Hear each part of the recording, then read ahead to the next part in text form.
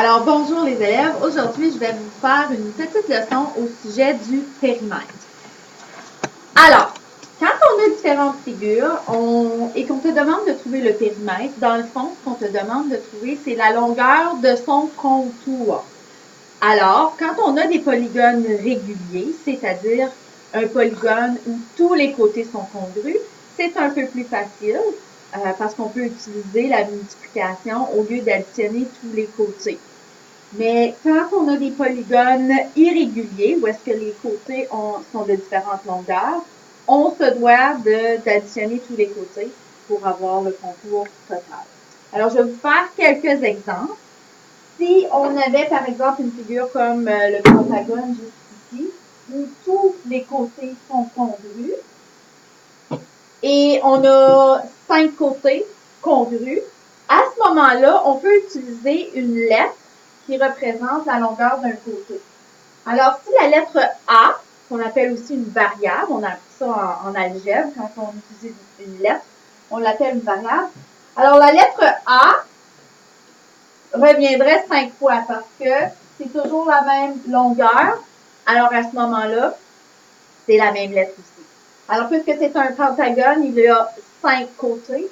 Alors, ici, pour trouver le périmètre, que j'utilise la lettre P, je dois faire 5 fois la lettre A.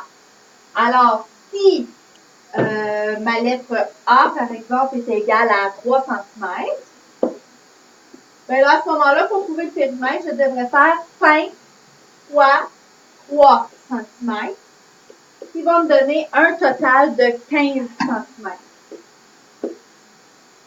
Alors, le périmètre total serait de 15 cm. Pour le triangle, ici, on a un triangle isocèle parce qu'on a deux côtés congrus. Alors, ça veut dire que je devrais choisir une lettre pareille pour représenter les deux côtés qui sont de la même longueur. Alors, si je décidais d'utiliser la lettre C, par exemple, je devrais utiliser la lettre C deux fois parce qu'il y a deux côtés qui sont de la même longueur. Et le dernier côté est d'une longueur différente, alors celui-là prendrait une lettre différente. Alors ici, puisque c'est un triangle, on doit additionner les trois côtés. Alors, pour trouver le périmètre du triangle, je pourrais faire C plus C plus D. Sauf qu'en mathématiques, on a réalisé que quand on avait deux lettres pareilles, on pouvait utiliser une multiplication. Alors ici, j'en ai combien des C? Bien, j'en ai deux. Alors, ça peut être la même chose que 2C, ou 2 fois C, plus D. Si je mesurais et que ma lettre C est égale à 2 cm, par exemple, bien là, je pourrais dire 2 fois 2 cm, plus, donc D serait 4 cm. J'aurais juste à additionner 4 cm à la fin. Alors, 2 fois 2, ça me donne 4 cm, plus un autre 4 cm, mon troisième côté, qui me donne un total de 8 cm.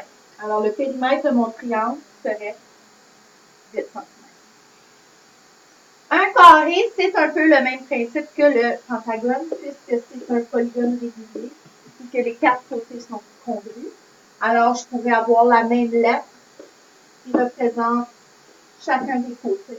Alors, pour trouver le périmètre du carré, j'aurais juste simplement besoin de faire 4 fois la valeur de E. Et si la valeur de E était de 5 cm, par exemple, mais je remplacerais mon E par 5 cm. Alors, ça voudrait dire que je dois le multiplier par 4 parce qu'il y a 4 côtés. Alors, 4 fois 5 cm, ça me donne un total de 20 cm. Alors, le périmètre du carré ici pourrait être 30 cm. Le dernier, on remarque que j'ai deux paires de côtés congrus. Alors, mes deux longs côtés sont de la même longueur et mes deux côtés courts sont aussi de la même longueur. Alors, les deux côtés longs devraient avoir la même lettre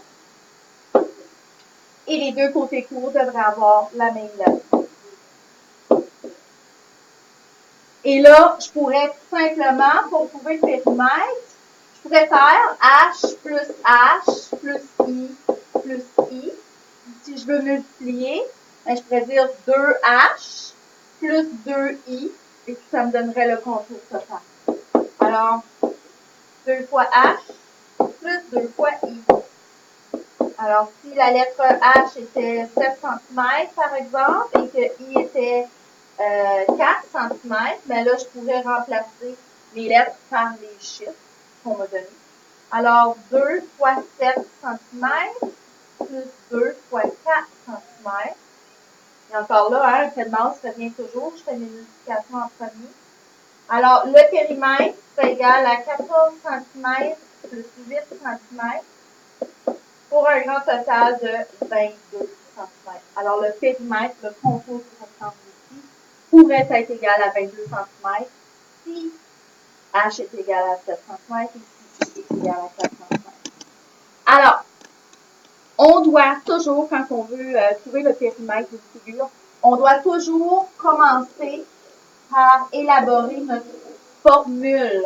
Alors, qu'est-ce que je vais faire au début pour être capable de trouver le périmètre? Alors, je dois toujours commencer avec mon énoncé initial qui habituellement inclut des lettres, des variables.